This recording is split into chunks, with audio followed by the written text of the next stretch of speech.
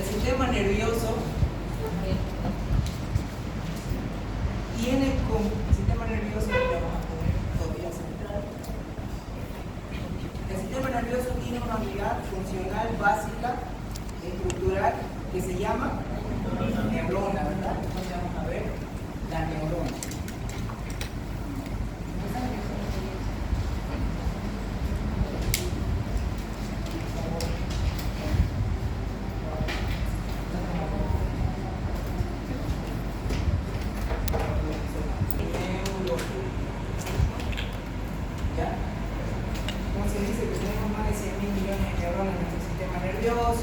Que es la unidad básica funcional y estructural del sistema nervioso, que la neurona está compuesta de diferentes partes, ¿no?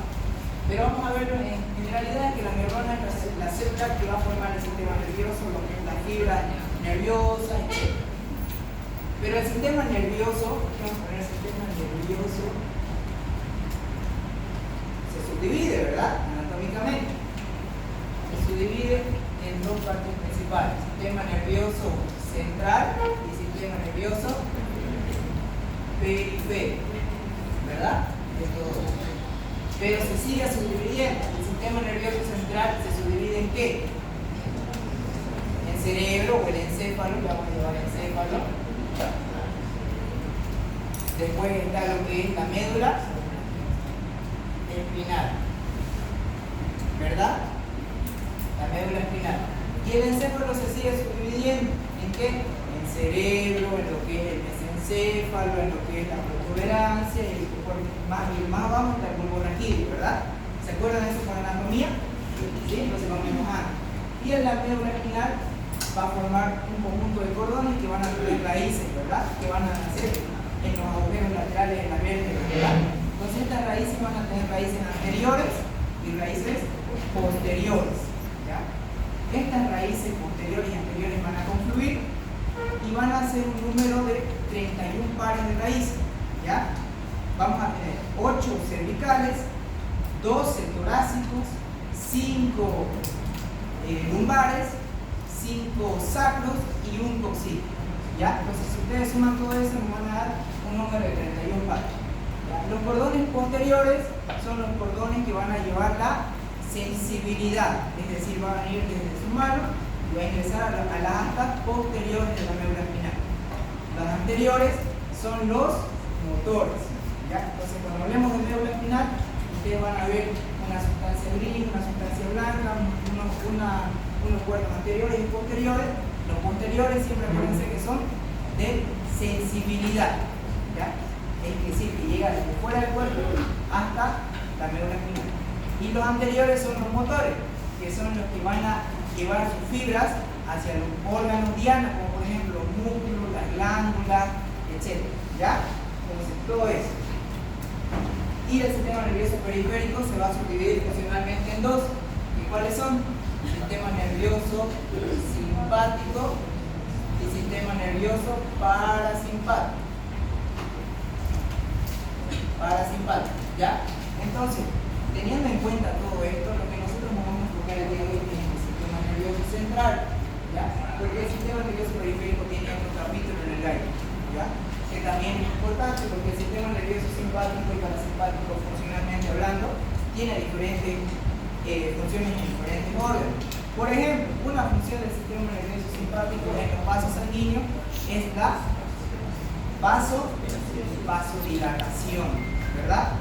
Nosotros sabemos que si hay más vasodilatación, tiene más flujo sanguíneo ese vaso, ¿verdad? Y el parasimpático hace lo contrario, que es vasoconstricción, se aumenta la presión arterial, ¿verdad? Bien. El sistema nervioso, lo que les decía, ¿no? El sistema nervioso central compuesto por el cerebro, el encéfalo y la médula espinal. Tenemos el sistema nervioso periférico compuesto por lo que son funcionalmente el sistema parasimpático y simpático, y anatómicamente lo que son los nervios, los ganglios, receptores sensoriales, ¿no? Entonces aquí tenemos lo que es el sistema nervioso central, lo que les decía, vuelvo a repetir, y funcionalmente el sistema nervioso periférico se divide en sistema nervioso autónomo, simpático y parasimpático, y después el nervio somático. Esto acá, el sistema nervioso autónomo, ustedes saben que nombre autónomo. ¿Por qué? Porque no lo maneja el cuerpo, no lo manejamos nosotros conscientemente, ¿no? Eso es una forma inconsciente. ¿Sí? Entonces hoy día vamos a ver el diseño general del sistema nervioso, vamos a ver lo que es principales niveles de función del sistema nervioso central. Van a ver que son 3 niveles: superior, medio, inferior, o inferior, cortical, subcortical y cortical, ¿no? Después vamos a ver la comparación entre un sistema nervioso y un ordenador para que puedan entender cómo es que funciona el sistema nervioso. Desde la entrada del estímulo ingresa la primera neurona desde la periferia a la médula espinal, la segunda neurona desde la médula espinal a lo que es el tronco cerebral, y la tercera neurona del tronco cerebral a la corteza cerebral. ¿Ya? Eso lo vamos a ver. Sinapsis del sistema nervioso central, vamos a ver los tipos de sinapsis, que son dos: sinapsis lo que son químicos y sinapsis mediadas por lo que son iones, ¿no? Vamos a ver igual enseguida. Características especiales de la transmisión sináptica, vamos a ver lo que es la sumación espacial, sumación temporal. Bien, entonces esto, ¿qué se llama esto de acá? Sinapsis, ¿no? ¿Qué es la sinapsis? Es la transmisión de información desde un terminal nervioso hasta el otro, ¿no? Esto de acá le vamos a llamar membrana presináptica o neurona presináptica, porque está antes de poder liberar esto, lo que se llama neurotransmisores, ¿ya? Y esto lo vamos a llamar neurona postsináptica, ¿ya? Este espacio entre la neurona presináptica y postsináptica se va a llamar hendidura sináptica, ¿ya? En esta hendidura se va a liberar lo que son las moléculas transmisoras de las señales para que estas moléculas puedan ir y actuar en la membrana postsináptica. Posterior a eso, por la fibra va a recorrer toda la transmisión, toda la potencial de acción va a transmitirse por medio de la fibra hasta llegar al soma neuronal o el cuerpo neuronal y va a encadenar potencial de acción, ¿no? Ustedes ya basaron en potencial de acción, nada que yo no sé por qué. Entonces, miren aquí, esquemáticamente hablando, la neurona presináptica, lo que son las vesículas sinápticas que van a ser liberadas y van a liberar los neurotransmisores, el espacio sináptico o hendidura sináptica y la neurona postsináptica, donde va a tener receptores. Vamos a tener en cuenta que va a tener tipos de receptores, ¿ya? Receptores también llamados ionotrópicos y metabotrópicos. Entonces, pregunta de examen: ¿cuáles son los tipos de receptores? En la sinapsis son dos: ionotrópicos y metabotrópicos, ¿ya?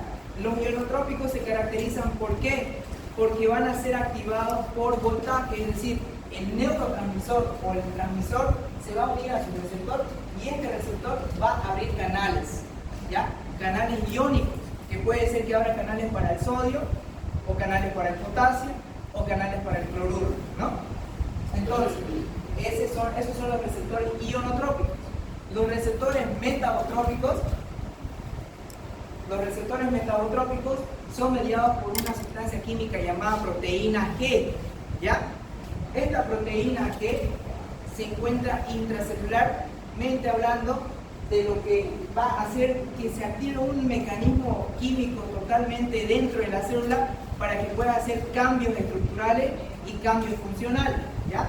Entonces, los receptores metabotrópicos están mediados por proteína G, es lo que ustedes tienen que saber, ¿ya? Ahorita vamos a ver qué va a hacer la proteína G. Bien. Entonces, este es el potencial de acción, ¿ya? El potencial de acción que se va a generar ya sea por activación de los receptores ionotrópicos o receptores metabotrópicos que van a permitir que se abran los canales iónicos. Estos canales iónicos van a permitir la entrada de sodio y van a hacer que se aumente lo que es el voltaje, ¿no? Entonces aquí viene el reposo, se abren los canales de sodio y empieza a aumentar el voltaje positivamente, ¿verdad? Llega al umbral y de ahí se dispara. A este disparo le vamos a llamar potencial de acción. Luego que ocurre todo eso, empieza a salir el sodio de la célula, de la neurona, empieza a entrar potasio y se va negativizando más lo que es la neurona. Entonces va a ir a repolarizarse, ¿ya? Entonces la neurona, una unidad funcional básica del sistema nervioso central, hay alrededor de 100.000 millones de neuronas. La mayoría de las neuronas se transmiten de forma anterógrada, es decir, llega por el soma neuronal, o sea, por el cuerpo, aquí viene acá, este es el cuerpo, ¿no?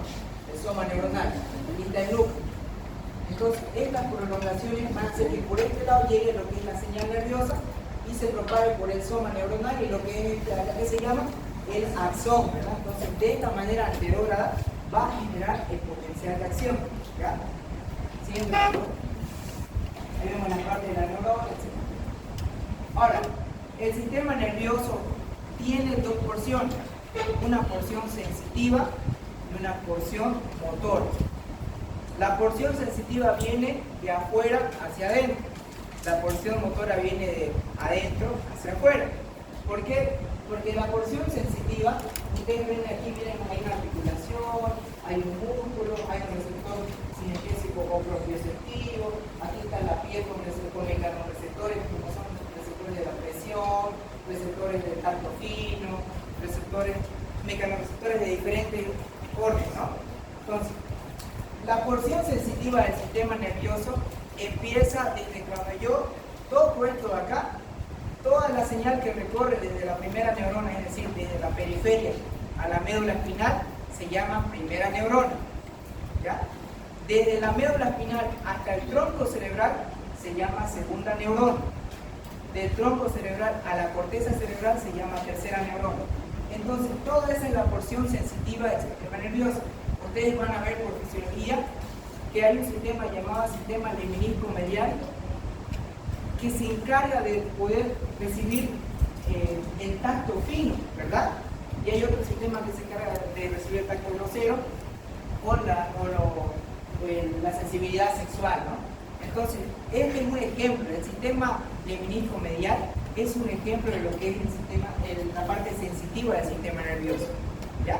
Entonces, el sistema lemnisco-medial lo van a estudiar más adelante, pero lo que quiero que tengan es la idea de cómo se transmite desde la periferia, de la punta de sus dedos, de la yema de los dedos, hasta el cerebro, hasta la corteza cerebral, ¿ya? Entonces, aquí recalcamos que existen 3 neuronas. Primera neurona, ¿de dónde a dónde va? De la periferia, ¿a dónde? Médula espinal. Segunda neurona, al tronco cerebral. Tercera neurona del tronco cerebral a corteza cerebral, ¿ya? Esas 3 neuronas. ¿Por qué les digo esto?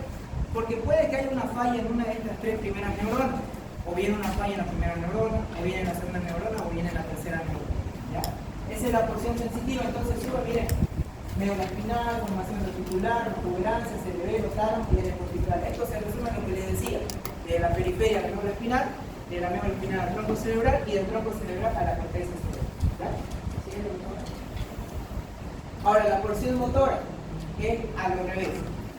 Corteza cerebral, tronco cerebral, médula espinal y los órganos efectores, ¿ya? Los órganos efectores pueden ser músculos o glándulas, ¿ya? Mira ahí, entonces tiene su acción en la contracción del músculo estriado, la porción motora del sistema nervioso central. Tiene su acción en la contracción del músculo liso o visceral, en los intestinos o en los vasos sanguíneos, ¿no? Sabemos que los vasos sanguíneos son el músculo liso.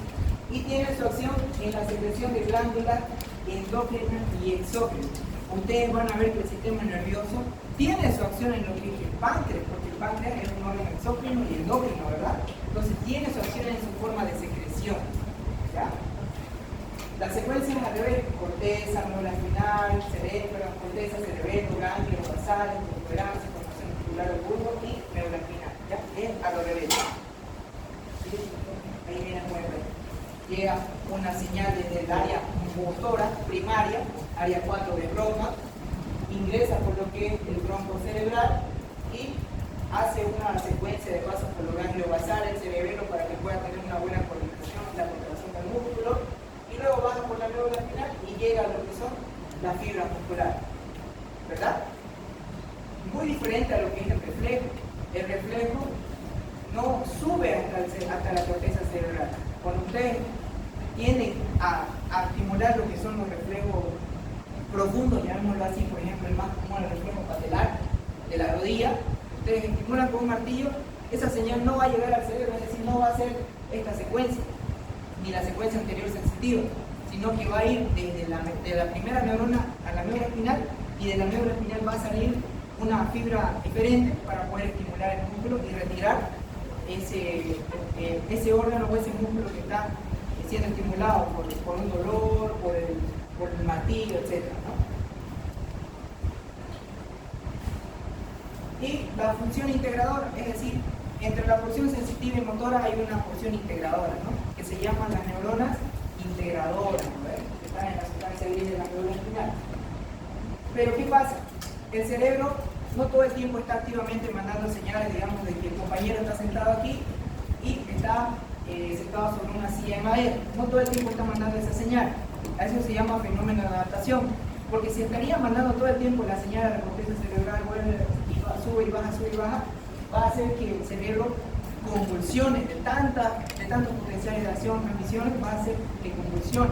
Entonces dice, el encéfalo descarta más del 99% de toda la información sensitiva que recibe.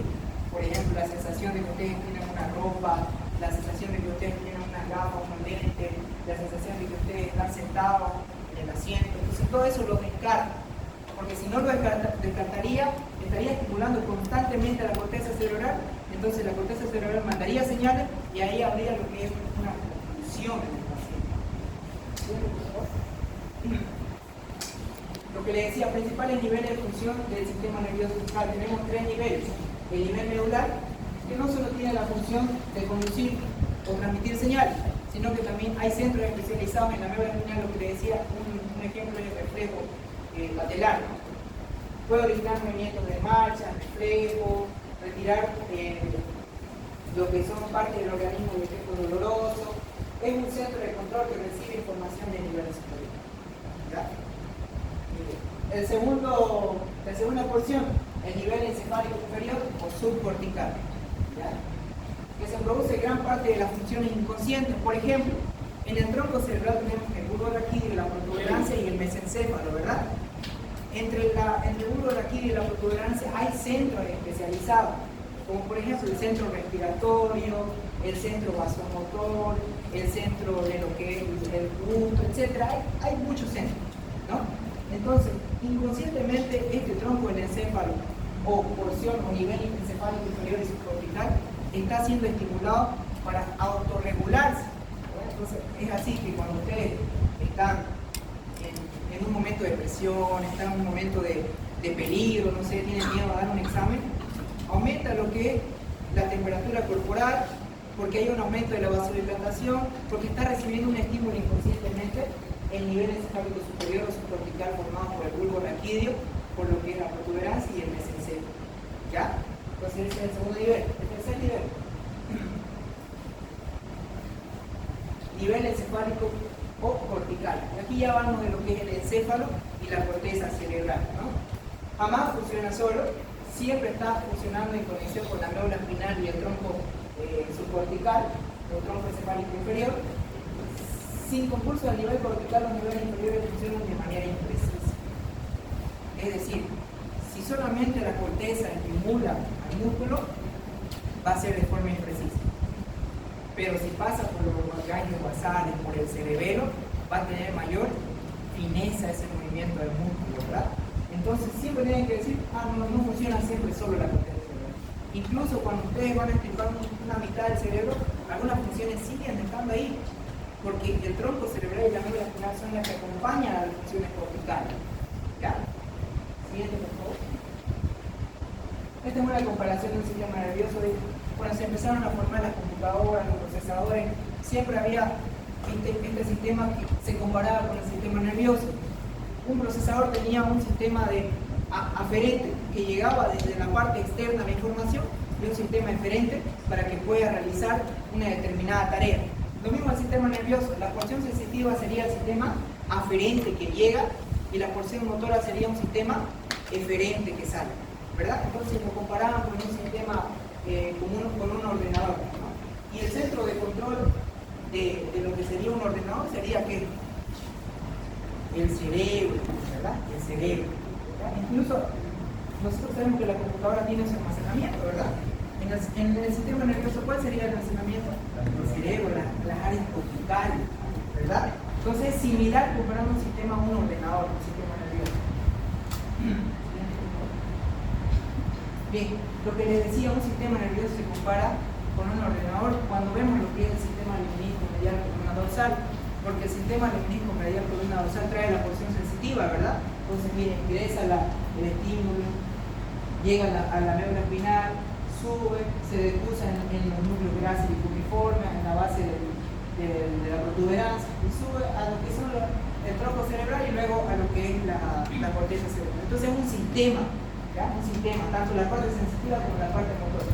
Un ejemplo de este sistema es el sistema del menisco medial, columna dorsal, que es sensitivo, ¿ya? Después tenemos este ejemplo que es la vía piramidal. Seguramente por neuroanatomía ustedes han aprendido una y otra vez la vía piramidal, que hace lo contrario que el sistema del menisco medial, trae la información desde la corteza hasta el músculo. Entonces es una forma descendente. Ahora vamos a lo que nos importa. Ya vimos todo lo que es general del sistema nervioso central. Vamos a colocar un microscopio en la fibra terminal y vamos a ver esto. Una sinapsis. ¿Bien? La sinapsis está compuesta de una neurona presináptica, repito, una neurona postsináptica, una vesícula sináptica y una hendidura sináptica. Esta vesícula va a tener neurotransmisores que van a hacer que se unan a estos receptores en la membrana postsináptica y a partir de ahí va a generar funciones como por ejemplo apertura de canales iónicos, activación de enzimas, cambios estructurales, informacionales de la neurona postsináptica, etc. ¿Ya? Entonces esta es la sinapsis. Tenemos dos tipos de sinapsis, lo que son sinapsis química y sinapsis eléctrica. La sinapsis química es la que se utiliza en casi todo el sistema nervioso central. Se segrega siempre un neurotransmisor, puede ser acetilcolina, dopamina, puede ser serotonina, puede ser noradrenalina, adrenalina, etc. Y estos neurotransmisores activan receptores que estimulan o inhiben y modifican la sensibilidad de la neurona postsináptica. ¿Ya? Hasta hoy se han descubierto 40 neurotransmisores, los más conocidos acetilcolina, GABA, etc. La sinapsis eléctrica, en cambio, tiene una característica de que entre las membranas presináptica y postsináptica estén unidas por unos canales, ¿ya? Por histología ustedes se ven acordar de las uniones en hendidura, ¿verdad? Entre célula y célula. Entonces, esa unión en hendidura son las que van a usar las neuronas cuando van a hacer una sinapsis eléctrica, porque va a haber un canal entre ellos, es decir, como si hubiera un canal entre esta aula y la otra aula. A eso se llama uniones en hendidura, que unan esas dos aulas y que permite el paso de iones, ¿verdad? Los canales permiten el paso de iones, permiten el paso de cationes y aniones. ¿Qué carga tienen los cationes? Positivo. Desde ahora en adelante, todo lo que es catión tiene carga positiva. ¿Ya? Todo lo que tiene carga negativa se llama anión. ¿Verdad? Entonces, a ver, repitan conmigo. Todo lo que tiene carga positiva se llama todo lo que tiene carga negativa se llama anión. ¿Ya? Bien. Entonces, ahí vemos, miren, una sinapsis química, que esta sinapsis química tiene la característica de que tiene una transmisión unidireccional. Es decir, no es como la sinapsis eléctrica o iónica, sino que se libera el neurotransmisor y va a activar a la siguiente neurona. Y esa siguiente neurona va a estimular a la siguiente neurona y así sucesivamente.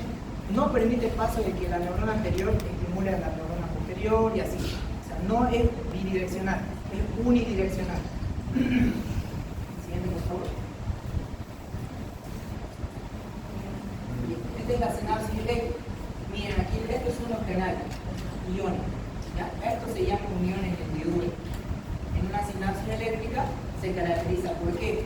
Porque tiene uniones en hendidura que tiene canales que permiten el paso de iones entre una membrana presináptica y postsináptica. Este es el ejemplo. Y la transmisión es bidireccional. Entonces tenemos una diferencia. ¿Cuál es la diferencia entre la sinapsis química y eléctrica? En que la sinapsis química es uni y la sinapsis eléctrica es bidireccional.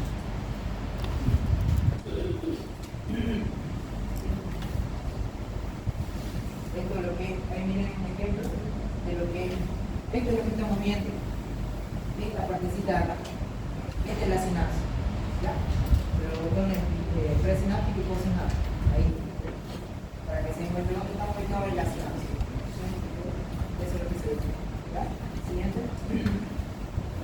Ahora, ¿qué es lo que pasa para que se liberen los transmisores de neurona a neurona? Primero tiene que llegar un potencial de acción, ¿verdad? Ustedes ya saben que es un potencial de acción. Llega un potencial de acción,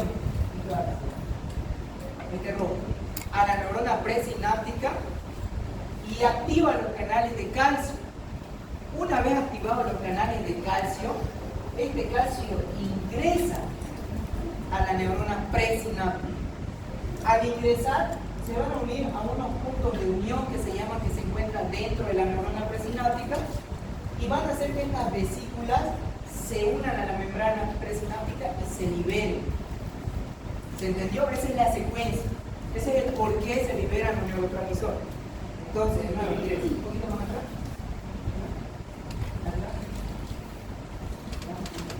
Bien. Tenemos la sinapsis en reposo, las neuronas están tranquilas, llega un potencial de acción y estimula, aumenta el voltaje más positivamente y abre los canales de calcio, el calcio ingresa y las vesículas que se encuentran dentro de la membrana presináptica o la neurona presináptica se unen a la membrana y se liberan. Una vez liberados, se unen a los receptores postsinápticos y ahí es donde generan la función que deberían generar, ¿no? Por ejemplo, apertura de canales iónicos, etc. ¿Sí? Ahora, acción de la sustancia transmisora a receptores postsinápticos. Tenemos dos tipos de receptores, un receptor ionotrópico y un receptor metabotrópico. El receptor ionotrópico está generado, ¿por qué? Porque el transmisor se va a unir a un receptor de la membrana postsináptica y va a abrir canales de iónicos. En cambio, el receptor metabotrópico, mediado por el segundo mensajero, más conocido, la proteína G, va a generar acciones dentro de la célula diferentes a esto. No solamente va a abrir los canales iónicos, sino va a hacer que se activen enzimas, va a hacer que haya un cambio conformacional en la neurona postsináptica. Miren la diferencia entre un receptor ionotrópico y un receptor metabotrópico. ¿Ya? El receptor ionotrópico, miren, aquí se une el neurotransmisor en el receptor y se abren los canales de iónicos. Nada. En cambio, en los receptores metabotrópicos se une el neurotransmisor a su receptor acá y este receptor va a generar que esta proteína G que ven acá entre dentro de la célula, bueno, entra dentro de la célula, pero se mueva dentro de la neurona y haga cambios conformacionales. O sea, va a activar todo lo que tenga como maquinaria la neurona o la célula que está siendo estimulada por el segundo mensajero. ¿Ya? Entonces, diferencia entre el receptor ionotrópico. El receptor ionotrópico, el neurotransmisor lo recibe y abre canales iónicos. El receptor metabotrópico recibe el neurotransmisor y hace cambios conformacionales. La proteína G se activa y empieza a hacer cambios. ¿Ya? ¿Sí? Por favor. ¿Ya? Todo receptor es una proteína.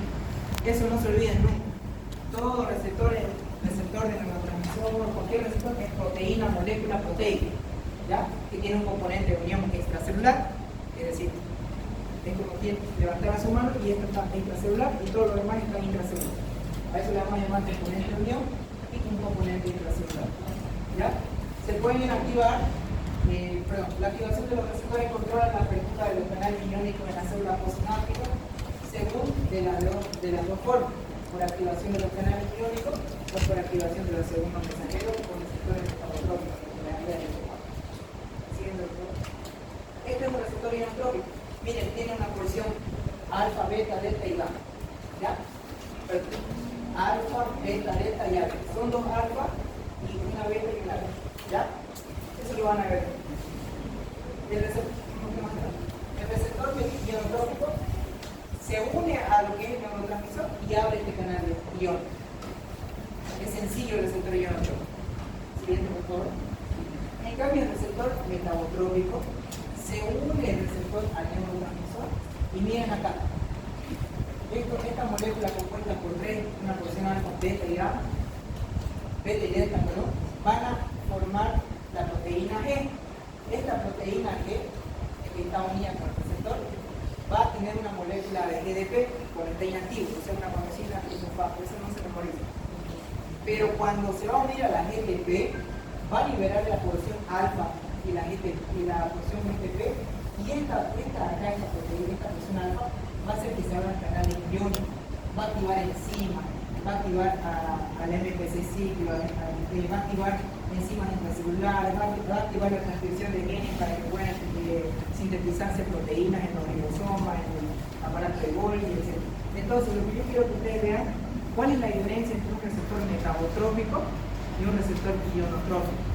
El receptor metabotrópico va a hacer toda esta cascada, va a activar a la proteína G, y esa proteína G va a activar a otras proteínas encima y canales iónicos, y va a activar a la transcripción génica, etc.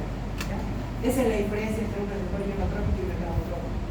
El receptor metabotrópico es el más importante porque lo van a ver en farmacología, lo van a ver en fisiopatología, etc. En todo lo van a ver.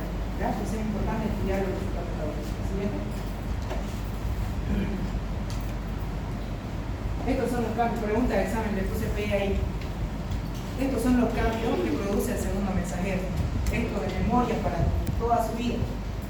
¿Qué hace el segundo mensajero, la proteína E? 1. Apertura de canales iónicos específicos a través de la membrana possinada.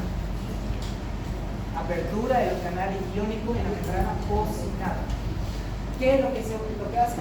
Después de eso, activación del monofosfato de adenosina cíclico o ANPC y del monofosfato de adenosina cíclico o MPC en la neurona. Estas dos moléculas son proteínas que se encuentran dentro de la neurona y que van a activar enzimas. Y posteriormente tenemos lo que son activación de enzimas intracelular o más.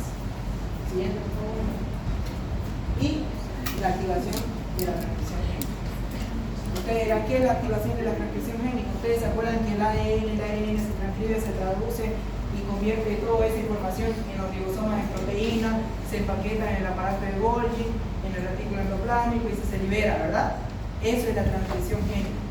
Va a hacer que la neurona o la célula que está recibiendo mensajes como segundo mensajero sintetice proteínas.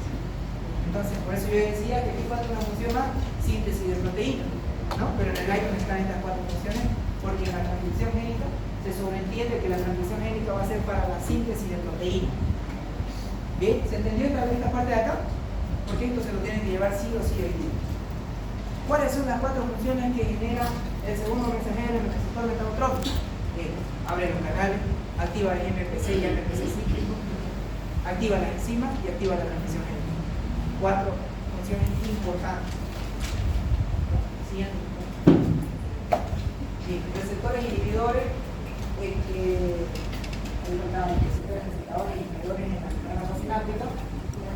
¿qué van a hacer? Los receptores excitadores van a hacer que los canales de sodio se abran para que ingresen dentro de la célula y este se haga más positivo. ¿Qué más va a hacer? Va a cerrar los canales de potasio de fuga, es decir, cierra los canales de potasio y hace que no salga potasio de la neurona y se haga más positiva todavía. Y cierra los canales de cloruro, ¿para qué? Para que no sean más negativas. 3 cosas. 3 cosas hace. La primera, abre canales de calcio, perdón, de sodio. Esto hacen los receptores excitadores. Cierran los canales de fuga de potasio. Y tercero, cierra los canales de cloruro. ¿Ya? Esas tres cosas hacen lo que son un receptor excitador. El receptor excitador se encarga de qué? De aumentar el voltaje positivo dentro de la célula o de la neurona. Y para que haga eso tiene que abrir los canales de sodio. ¿Para qué? Para que entre más positividad dentro de la célula. Tiene que cerrar los canales de fuga de potasio. ¿Para qué? Para que los potasios que tienen carga positiva no se salgan de la célula.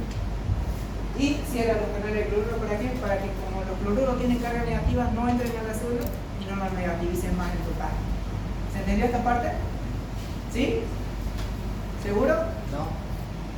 Repitamos. Les voy a dar un ejemplo. Nosotros somos la célula. Este curso, esta aula es la célula. ¿Ya? Ustedes son los iones potasio. ¿Ya? Potasio. La puerta va a ser el canal. ¿Ya? Y el receptor va a ser, no sé, alguien que esté afuera y reciba una señal. Y diga, necesitamos un estímulo excitador. ¿qué va a pasar? Como la puerta es un canal iónico, se va a abrir, pero para los canales de sodio que son positivos, y van a ingresar a la célula. ¿Qué va a pasar con la célula si está negativa? Se va más positivo, porque el sodio tiene carga positiva, ¿verdad? ¿Sí? ¿Me siguen hasta ahí? ¿Qué más va a pasar? Ese es el primer paso. Abren los canales de sodio para que ingrese sodio y se haga más positivo la célula. Segundo paso, cierra los canales de fuga de potasio. Va a cerrar el canal de potasio o el canal iónico para que ustedes no salgan, porque ustedes son potasio, tienen carga positiva, no van a poder salir. Entonces, ¿qué va a pasar si sodio entra y el potasio no se va a poder salir? Va a ser más positivo, ¿no? Más positivo. ¿Y qué va a pasar si va a cerrar los canales de cloruro de zinc? Aquí afuera hay negativo. Yo cierro la puerta porque no quiero que entre. Se va a mantener positivo. Entonces, esa es la función excitadora de esta entrega. ¿Ya? Siempre que ustedes escuchen, se abren los canales de sodio para que se hace más positivo. Se cierran los canales de potasio de fuga para que no se salga de dentro de la célula. Se hace más positivo. Se cierran los canales de cloruro para que no entren del espacio intracelular a la célula. Se hace más positivo. ¿Ya? Entonces estos tres mecanismos se utilizan. Siguiente. La inhibición hace lo contrario. Abre los canales de cloruro, abre los canales de potasio, porque el cloruro entra, el potasio sale y cierra con los canales de sodio. Hace lo contrario. Cuando hay un estímulo inhibidor, hace lo contrario que el estímulo excitador. Entonces, ¿qué va a hacer? ¿Va a abrir o va a cerrar el canal de sodio? Cierra. ¿Va a abrir o va a cerrar los canales de fuga de potasio? Va a abrir porque dentro de la célula hay alto potasio y se va a salir. ¿Y va a abrir o va a cerrar los canales de cloruro? Va a abrir y va a ingresar, ¿verdad? ¿Sí? Estas son las sustancias químicas llamadas neurotransmisores. Hay de dos tipos, son los péptidos y lo que son los neuropéptidos, ¿no? Los péptidos de pequeñas moléculas son de acción rápida y los de neuropéptidos son de acción prolongada, porque son más grandes. Ahí ustedes lo van a revisar en el slide. Siguiente. Una de estas, por ejemplo, es la acetilcolina, que se secreta en qué? En las neuronas preganglionarias del sistema nervioso central, puede ser sistema nervioso autónomo, puede ser simpático o parasimpático. Esta fue pregunta de William, que si quiere alguien agarrar el otro día, ¿no? Y se liberan en la placa neuromuscular nativa. La noradrenalina se secreta en el lóbulo cerúleo de lo que es la protuberancia. La glicina es inhibidor junto con el GABA y se secreta en la neurona espinal del sistema nervioso central igual. La dopamina en neuronas originales de la sustancia negra. Aquí hay una alteración, ¿no? Por ejemplo, el Parkinson se caracteriza porque hay una lesión en la sustancia negra, no se va a liberar la dopamina, ¿no? La serotonina en el núcleo de Rafael Medio, esta pregunta es del doctor Méndez, si no quiere agarrar, el núcleo de Rafael Medio del tronco de la sangre. ¿Dónde se sintetiza la 5-HT? En el núcleo de Rafael Medio del tronco de la sangre. Ayuda a regular el estado anímico y el sueño. El óxido nítrico se sintetiza al instante. Es igual a pregunta de examen de todo lo que hagan a la gasolina, todos los grupos. El óxido nítrico es la única neurotransmisor que se sintetiza una vez que se necesita. Los demás están almacenados en vesículas. ¿Ya? O sea, en la neurona va a haber vesículas con neurotransmisores y la mayoría de ellos van a estar almacenados ahí guardaditos. Pero el único que se sintetiza al instante que se necesita es el óxido nítrico, que va a ir, se va a liberar, que va a unirse a los vasos sanguíneos para que hagan la circulación, etc. ¿Sí? Fenómeno eléctrico durante la excitación, inhibición neuronal. Sabemos que tenemos una membrana de reposo, llega el potencial de acción, se va a llamar potencial posináptico excitador. ¿Qué es el potencial posináptico excitador o EPS? Es cualquier estímulo que genere el aumento de voltaje en relación al voltaje en reposo. Y el umbral de excitación va a ser ese tope que va a llegar el potencial de acción para que ese potencial se dispare. Efecto del potencial posináptico inhibidor e inhibición presináptica. ¿Siguiente? Bien, entonces, el inciso A viene una membrana neuronal en reposo. ¿Ya? En reposo. Menos 65 milivoltios es la membrana neuronal en reposo. Llega un estímulo y aumenta ese voltaje menos negativo a menos 45. Bien, entonces, ¿cuánto es menos 65 menos 45? 20. 20 millivolts. Ese número se va a llamar potencial postsináptico excitador. ¿Ya? Potencial postsináptico excitador. Y lo debajo es el potencial postsináptico inhibidor. Porque miren, ¿cuál está más negativo? ¿El 65 o menos 70? Menos 70, ¿verdad? Entonces, va a hacer que se abran los canales de cloruro, ese estímulo, y al abrirse va a ser más negativo la neurona y se va a hacer más negativo menos 70. Entonces, eso se llama potencial postsináptico inhibidor. Estos fenómenos llamados sumación espacial y temporal, igual es pregunta de examen para Méndez. La sumación espacial, así en palabras sencillas se los digo, es o se da gracias al estímulo de diferentes fibras terminales. Es decir, a mayor cantidad de fibras terminales de una neurona hacia otra neurona, va a ser mayor el potencial de acción.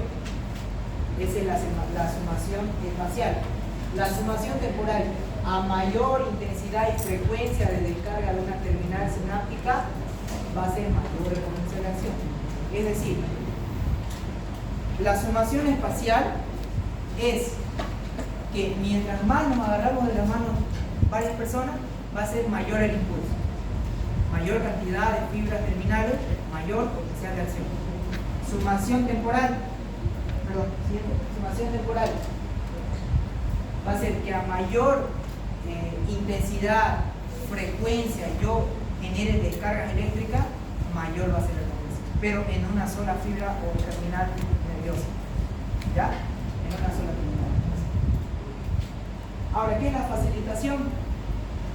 Vimos la sumación espacial, temporal y facilitación. La facilitación no es más que, digamos, cuando un estímulo llega a una neurona y esta no alcanza el umbral y no se genera el potencial de acción, pero sí aumenta la positividad de la membrana de reposo, esta neurona va a estar facilitada.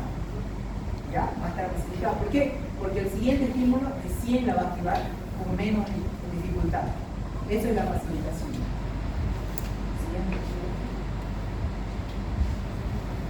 Estos son características de la transmisión sináptica. No todo el tiempo el sistema nervioso o la neurona van a estar transmitiendo potenciales de acción.